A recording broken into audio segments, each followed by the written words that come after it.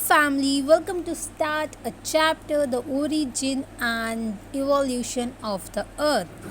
Class 11th chapter 2nd. So let's begin with this chapter. Do you remember the nursery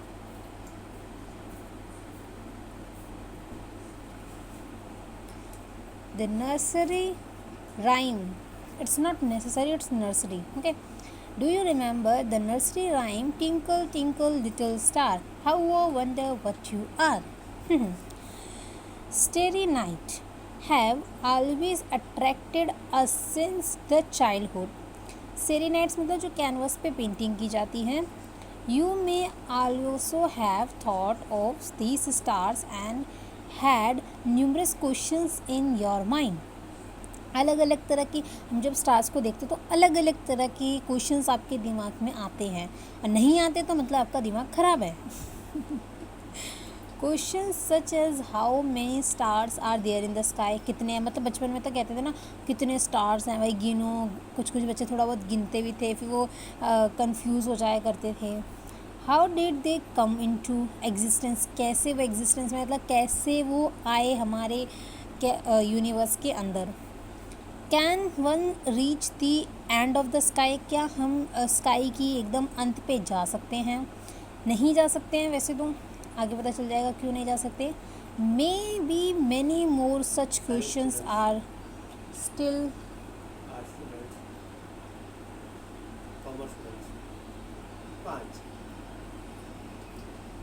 still there in your mind. ऐसे कई सारे अलग अलग questions आपके mind में हो सकते हैं.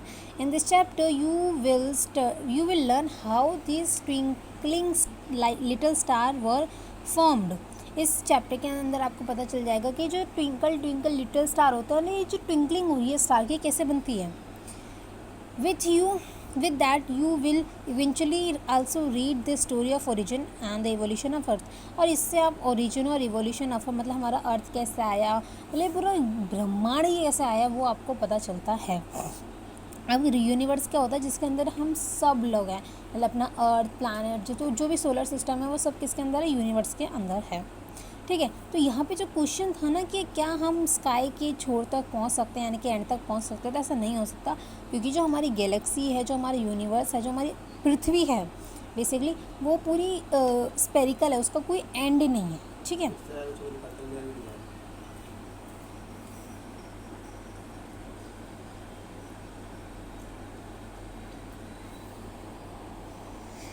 स्टार्ट करते हैं अर्ली थ्योरी, यानी कि जो पहले थ्योरीज दी गई थी वो उनके बारे में. Origin of the earth. A large number of hypothesis were put forth by different philosophers and scientist regarding the origin of the earth. अब जब आप क्या कहते हैं, जब आप पढ़ते हैं तो जो पुराने जो हमारे साइंटिस्ट थे या फिलोसोफर्स थे, उनने कई सारी अलग अलग थ्योरी दी हैं. ठीक है. किसके बारे में? अर्थ की ओरिजिन के बारे में. Once of the earlier and popular argument by the German philosopher Immanuel Kant. इनके नाम ज़रूर याद करिएगा और कब इनने दी वो ज़रूर याद रख लीजिएगा. तो सबसे ज़्यादा पॉपुलर थ्योरी जिसकी हुई है वो है इमैनुअल कांट, जिसको बाद में रिवाइज़ किया गया, मतलब उसमें थोड़े बहुत चीज़ें और सुधारी गई. उन्हें किन्ने? लैपलेस ने. कब? 1796 में. यानी कि कितनी ज़्यादा अर्ली थ्योरीज़ हैं. ठीक है.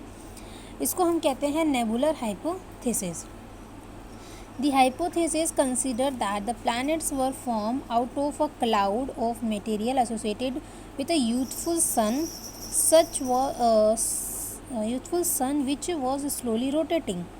तो इनने बताया जो हमारे प्लैनेट हैं वो क्लाउड मटेरियल से बने हैं, विच एसोसिएटेड विद द यूथफुल सन. जो किससे एसोसिएटेड है? हमारा यूथफुल सन से. विच वो स्लोली रोटेटिंग, जो क्या कर रहा है? धीरे धीरे घूम रहा है. लेटर 1900 में Chamberlin and Moulton consider that the wandering star approaches the sun. इन्होंने बताया कि एक वंडरिंग स्टार था जो कहाँ किसके पास आया? हमारे सन के पास आया. As a result a cigar shape extension of the material was separated from the solar system. और उसके बाद क्या हुआ? जो शिगार शेप है, यानी कि जो शिगार कैसी होती है, ऐसी होती है ना, वो ऐसी शेप बनी। As the passing star moved away, the material separated from the solar surface continues to revolve around the sun and it slowly considered into a planet. तो इसके बाद क्या हुआ, जैसे वो सन से ये जो शिगार शेप हमारी निकली, मतलब शिगार शेप में जो ऑब्जेक्ट्स हमारे निकले वो धीरे धीरे घूमते घूमते अपने सन के अराउंड वो अपने आप में एक प्लैनेट बन गए. Sir James Jeans and later sir Harold Jeffreys supported this argument. उनने भी हाँ कर दी बाद में. At a later time, the argument considered of a compensation of the sun to have been a coexistence. These arguments are called binary theories, क्योंकि इसमें दो चीज़ें इन्वॉल्व थी, एक अपना सन और एक अपने प्लैनेट्स. ठीक है. In 1950, Otto Schmidt in Russia and Carl Weizsäcker in Germany somewhat revised the nebula hypothesis. ठीक है. Through differing in details, they consider that the sun was surrounded by a solar nebula containing mostly the hydrogen and helium along with what may be termed as dust. तो इनने क्या कहा, जो ये German के थे और अपने कहाँ के थे, रशिया के थे, ये दोनों फिर जो साइंटिस्ट थे, इनने कहा, इन्हें नेबुलर हाइपोथेसिस को रिवाइज़ किया और इन्हें कहा जो हमारा सन है ना वो सराउंडेड है सोलर नेबुला से, हाइड्रोजन एंड हीलियम. उसके अंदर जो मेन कंपोनेंट है सन के अंदर वो है हाइड्रोजन और हीलियम और कुछ डस्ट पार्टिकल्स. और ये काफ़ी हद तक सही है क्योंकि हमारे सन के अंदर यही है. The friction and collision particles led to the formation of a disc shape cloud and the planet were form through the process of accretion. तो क्या हुआ कि डिस्क शेप जो क्लाउड्स होते हैं वो फॉर्म हुए और उससे धीरे धीरे जब वो रोटेट होते गए और भी चीज़ें उसमें इकट्ठी होती गई तो अपना प्लैनेट फॉर्म हो गया. ठीक है. प्रोसेस ऑफ एक्सक्रीशन मतलब कि चीज़ें को जुड़ते जाना. देखो यहाँ पे देखो, जैसे कि ये क्या है, self gravity contract of gas cloud. ये एक गैस क्लाउड है, मतलब नेबुला है.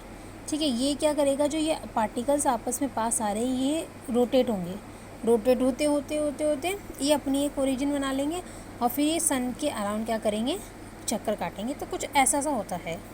ठीक है. फिर आती है हमारी मॉडर्न थ्योरी से, जो ये थी नेबुला हाइपोथेसिस होगी, इसमें हमने नेबुला हाइपोथेसिस बनी, बाइनरी थ्योरीज पढ़ी. बेसिकली ये दो जो थ्योरीज पढ़ी ये थी हमारी अर्ली थ्योरी. अब आती है हमारी मॉडर्न थ्योरी जो कि अब तक के लिए एक्सेप्टेबल है, अब तक हम लोग वही चीज़ मानते आ रहे हैं. The most popular argument regarding the origin of the earth of the universe, not earth, हम यूनिवर्स को पढ़ेंगे तभी तो इसके अंदर अर्थ आएगा ना. हाँ, तो ओरिजिन ऑफ द अर्थ हमने ओरिजिन ऑफ द यूनिवर्स क्या है, बाइनरी थ्योरी.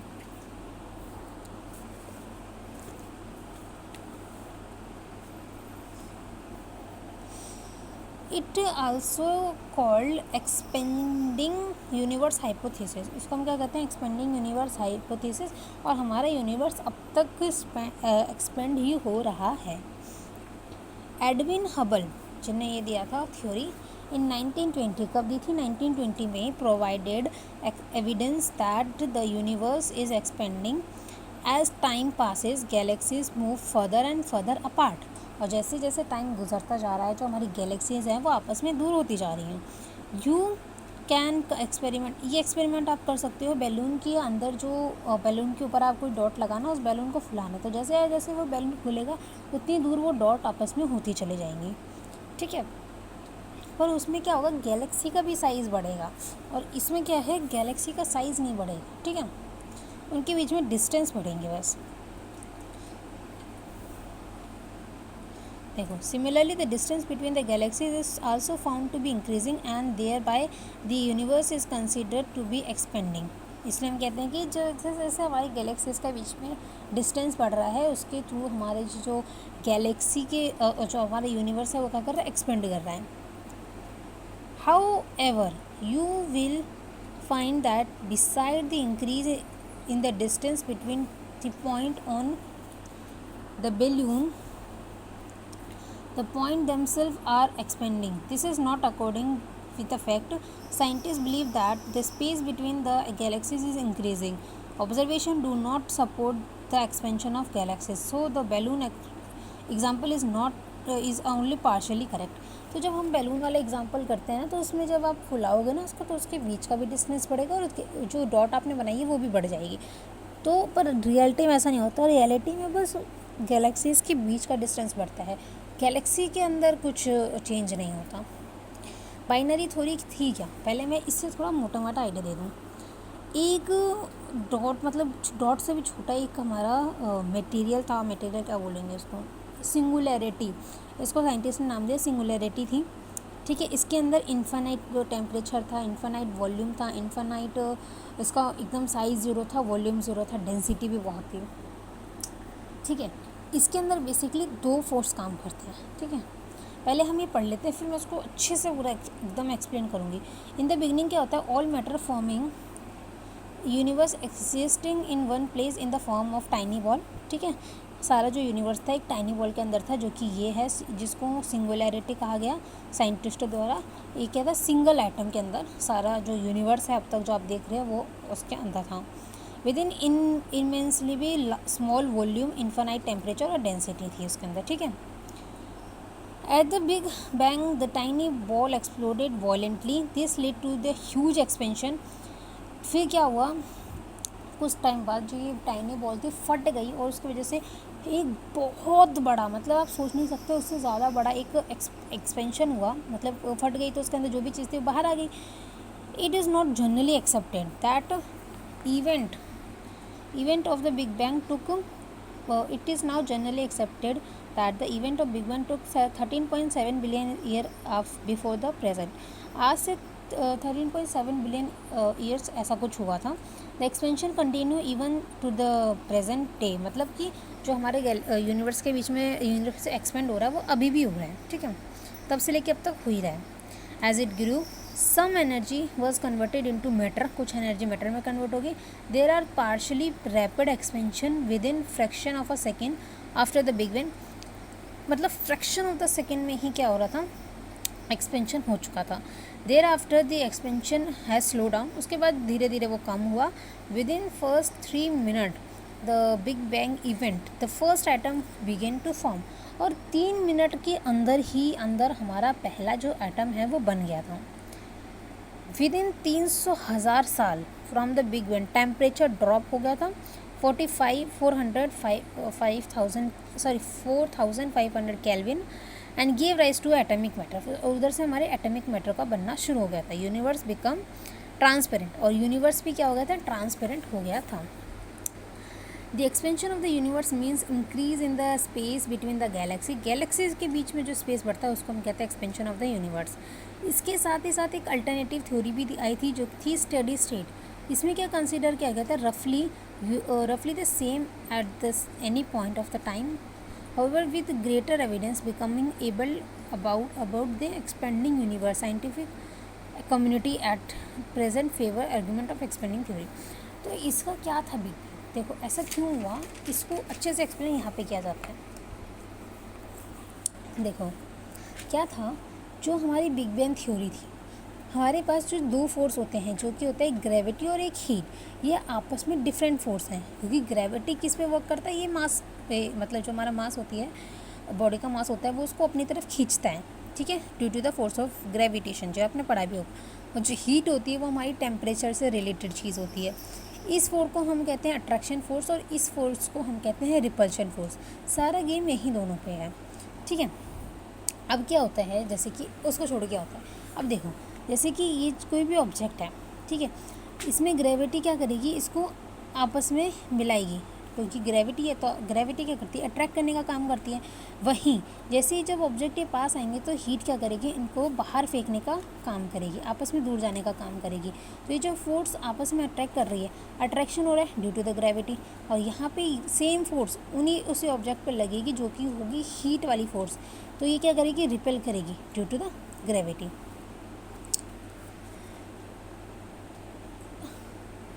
अब देखो, अब हम बात करते हैं जो सिंगल पॉइंट ऑफ ओरिजिन था, जिसको हम कह रहे थे टाइनी बॉल, वो हमारी बनी थी अराउंड अप्रोक्सीमेटली होता है कि 14 बिलियन ईयर्स एगो, ऐसा कुछ टाइनी बॉल थी, जिसके हम सिंगुलैरिटी कहते थे हम, यानी कि साइंटिस्ट। उसके अंदर इन्फानाइट मास था, वॉल्यूम लगभग ज़ीरो था, इन्फानाइट डेंसिटी, साइज़ भी लगभग ज़ीरो था। तो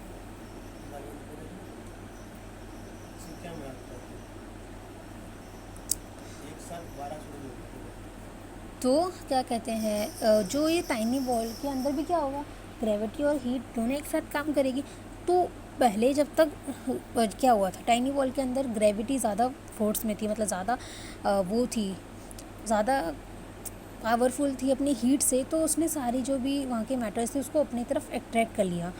बट जैसे ही उसके अंदर हीट बढ़ गई, ग्रेविटी से हीट ज़्यादा बढ़ गई, तो क्या होगा, एक एक्सप्लोजन हुआ, जिसको हम कहते हैं कि बिग बैंग थ्योरी हुई। यानी कि वो एक्सप्लोजन जो हुआ वो किसकी वजह से हुआ, क्योंकि उस एटम, उस टाइनी बॉल के अंदर हीट ज़्यादा बढ़ गई थी, क्योंकि काफ़ी सारे जो एटम्स उसने अपनी तरफ अट्रैक्ट कर लिए थे ड्यू टू द ग्रेविटी। ठीक है, यहाँ पे आपको रिटन फॉर्म में मिल जाएगा। कैसे? The universe is form approximate 13.8 billion years ago अपना यूनिवर्स बना था। Explain by the most accepted theory, जो कि थी हमारी बिग बैंग थ्योरी, जो किसने दी थी, जॉर्ज लेमेंत्रे ने दी थी 1927 में। ये थ्योरी किसने दी थी, जॉर्ज लेमेंत्रे ने। और इसके अंदर ही एक लॉ आता है जो कि हमारा एडविन हबल ने दिया था। ठीक है, it states that the universe began from a tiny single point of origin, that is singularity. Singularity has the following features, जिसके अंदर इनफाइनाइट मास था, ग्रेविटी थी, ऑलमोस्ट सेम हीट कैसे कि मतलब कि बहुत ज़्यादा, जैसे कि इनफाइनाइट मास, इनफाइनाइट ग्रेविटी, ऐसे ही infinite heat, approximately zero volume और साइज़। ठीक है, फिर उसके बाद क्या होता है अपना, singularity has inbuilt instability between the gravity or heat. While the gravity result into the attraction and accumulation of mass, heat result into the repulsion and the exploitation. हाँ, पता नहीं।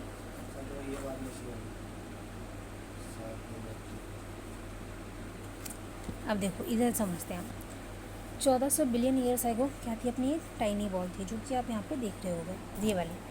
ठीक है, तो इसके अंदर क्या हुआ, एक्सप्लोशन हुआ। तो जैसे एक्सप्लोशन हुआ, with in the fraction of the second क्या हो गया, इन्फ्लेशन हो गया। यहाँ पे इकोनॉमिक्स वाला इन्फ्लेशन नहीं है, इन्फ्लेशन यानी कि जो उसके अंदर जो मैटर था वो क्या हो गया, यूनिवर्स में, पूरे यूनिवर्स में स्प्रेड हो गया, faster than the speed of light. Speed of light से भी ज़्यादा फास्टर था ये एक्सप्लोटेशन, ये इन्फ्लेशन। फिर क्या हुआ, विद इन 1 to 3 मिनट हमारे जो सब एटॉमिक पार्टिकल्स फॉर्म हो गए। ठीक है, जो कि मोस्टली हाइड्रोजन और हीलियम थे, और इसके अंदर क्या हो रही थी, एक फ्यूज़न रिएक्शन हो रही थी। क्यों हो रही थी, क्योंकि हाइड्रोजन प्रेजेंट था, हाइड्रोजन आपस में टक्करा के हीलियम बना रहे थे। और फिर उसके 4 लाख साल बाद अपना कॉस्मिक माइक्रोवेव बैकग्राउंड फॉर्म हुआ, जिसको हम कह रहे थे अभी कि हमारा जो यूनिवर्स है वो क्लियर हो गया। इसके बाद हमारा यूनिवर्स क्लियर होता है। क्या होता है देखो, इसके एविडेंस क्या है कि ये बिग बैंग थ्योरी सही है, इसका एविडेंस क्या है। पहला एविडेंस है इलेक्ट्रोमैग्नेटिक रेडिएशन। इसमें क्या होता है कि अगर आप देखो, सिंपल सी पहली डॉपलर इफेक्ट कैसा होता है कि कोई भी अगर ये आप हो, अगर कोई इंसान आपको मतलब बोलते हुए दूर जा रहा है, आपको कुछ कह रहा है और चलता जा रहा है आगे की तरफ, आपसे अपोजिट की तरफ, तो उसकी जो वेव, उसकी जो बोलने की जो वेव आएगी वो लॉन्ग वेव होगी। ठीक है, ठीक वैसे ही अगर कोई इंसान बोलते बोलते आपके पास आ रहा है, तो जो वो वेव प्रोड्यूस करेगा, जो साउंड वेव वो प्रोड्यूस करेगा, वो शॉर्ट वेव्स हो गए।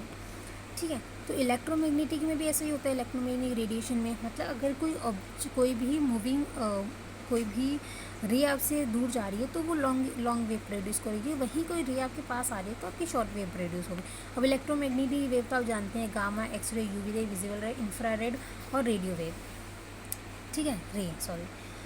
तो फिर हाँ, यहाँ पे देखो एडविन हबल की जो उन्हें एक चीज़ कही कि रेड शिफ्ट कहा, मतलब रेड शिफ्ट का इन सेंस कि उन्होंने अपनी एक थ्योरी दी थी, एक लॉ दिया था, जो कि यहाँ पे हमारा हबल लॉ लिखा भी है।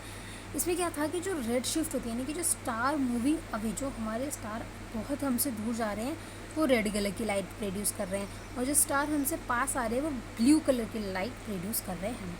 अब इनका लॉ क्या कहता है, कैसे हमारी बिग बैंग थ्योरी सही हो रही है, ये देखो। तो अगर कोई स्टार हमसे दूर जा रहा है, यानी कि वो एक्सपेंड हो रहा है, और कोई स्टार हमसे पास में आ रहा है, यानी कि वो मतलब उस यूनिवर्स में है, तो distance object they move away with the speed of proportional to their distance from the observer. यानी कि आप यहाँ खड़े हो और जो यूनिवर्स में जो स्टार आपसे दूर जा रहा है उसकी ऑब्जर्वेशन है, मतलब आप अगर उस स्टार को ऑब्जर्व कर रहे हैं तो आपसे दूर जा रहा है, तो जब वो दूर जाएगा तो आपको कैसी वेव देगा, लॉन्ग वेव देगा। तो इससे हमें पता चला, जब हमने ये ऑब्जर्व किया तो इससे हमें पता चला कि हमारा यूनिवर्स एक्सपेंड हो रहा है। ठीक, जो दूसरी चीज़ होती है वो है CMB, जो हमारी 4 लाख साल बाद बनी थी CMB। इसमें क्या होता है कि इसको हम वैसे फुल फॉर्म कहते हैं कॉस्मिक माइक्रोवेव बैकग्राउंड। तो इसमें क्या होता है कि जो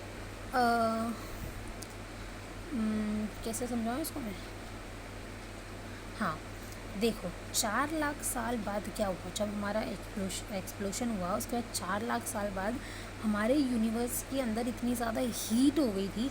जब हमारी कोई भी चीज़ जब गर्म होती है ना तो वो ऑरेंज कलर देती है।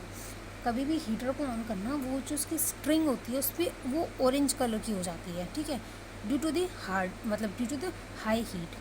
ठीक वैसे ही हमारे यूनिवर्स भी पूरा ऑरेंज कलर का हो गया था 4 लाख साल, जिसको CMB कहा, कॉस्मिक माइक्रोवेव बैकग्राउंड। ठीक है, उसके बाद फिर कुछ टाइम बाद जाके इंफ्रारेड बनी, जिसके जब इसमें हमारी बुक में कहा था कि स्काई जो हमारा यूनिवर्स था वो क्लियर हो गया था। वो कैसे हो गया था, पहले बनी थी अपनी ये कॉस्मिक CMB, जिसमें अपना यूनिवर्स पूरा ऑरेंज हो चुका था क्योंकि तो बहुत ज़्यादा हीट हो गई थी। तो जैसे ही हमारा जो टेम्परेचर गिरा उसके बाद देखो यहाँ पे लिखा है, जैसे टेम्परेचर गिरा